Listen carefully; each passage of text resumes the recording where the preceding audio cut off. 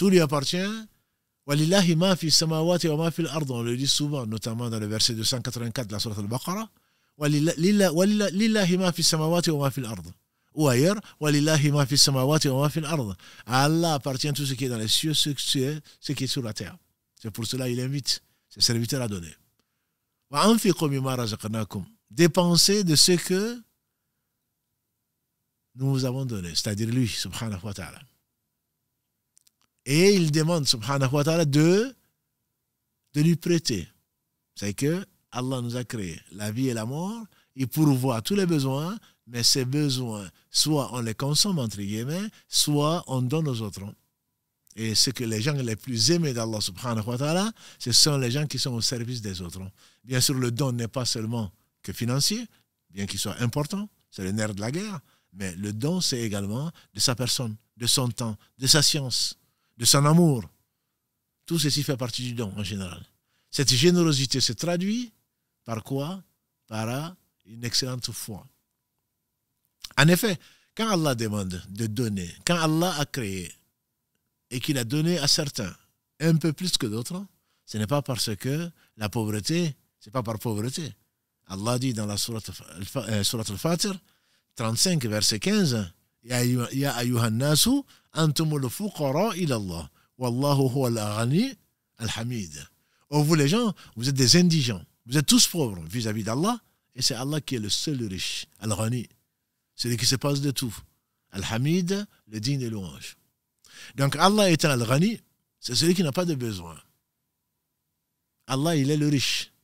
Et donc Allah, subhanahu wa ta'ala, il a donné à certains et pas à d'autres. Et moins à d'autres plutôt. Mais tout ce que les gens possèdent ne représente pas chez Allah, pas plus qu'epsilon par rapport à l'infini.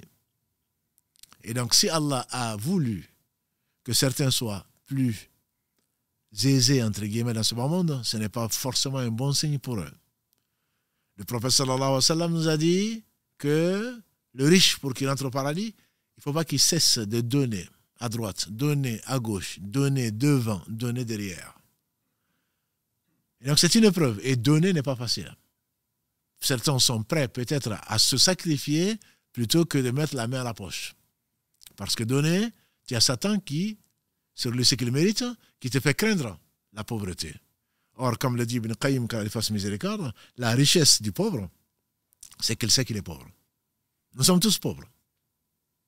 Mais le fait de savoir que tu es pauvre et que tu vas prêter à Allah subhanahu wa ta'ala ce qui lui appartient, comme l'a dit Ibn Mas'ud, radiallahu ta'ala, il a dit que le prophète sallallahu alayhi wa sallam, un jour meilleur qu'aujourd'hui, il demande, lequel d'entre vous préfère son argent ou ses biens, préfère plutôt l'argent de ses héritiers par rapport à son argent.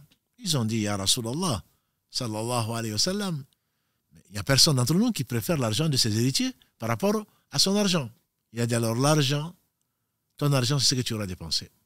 Ton argent, c'est ce que tu auras dépensé. L'argent de tes héritiers, c'est ce que tu auras laissé. Dans une version, au seuil de ta mort, donner ceci à cela, donner ceci à cela, il ne t'appartient plus.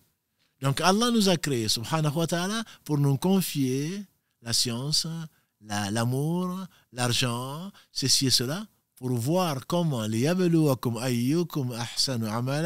afin de voir, afin de prendre des témoins, pour voir celui d'entre vous qui est à la meilleure des positions, c'est-à-dire que celle de faire des actes qu'Allah subhanahu wa ta'ala aime et agrée et qu'il a ordonné au travers donc de ses prophètes alayhi salatu wassalam.